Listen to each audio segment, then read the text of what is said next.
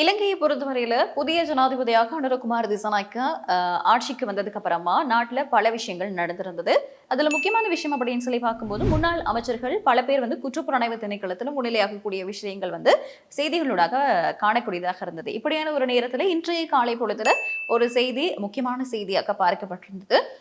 என்ன விஷயம் அப்படின்னா, முன்னாள் ஜனாதிபதியான ரணில் விக்ரமசிங்க மற்றும் முன்னாள் பிரதமர் தினேஷ் குணவர்தன இருவர்கிட்டையும் குற்றப்புலனாய்வு திணைக்களம் விசாரணை நடத்துறதுக்கு முடிவு பண்ணியிருக்காங்களாம்.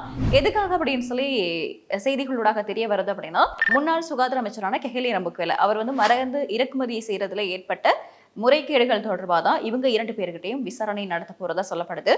அது மட்டும் இல்லாம இப்போ முன்னாள் ஜனாதிபதியான ரணில் விக்ரமசிங்க இந்தியாவுக்கு சுற்றுப்பயணம் போயிருக்காரு.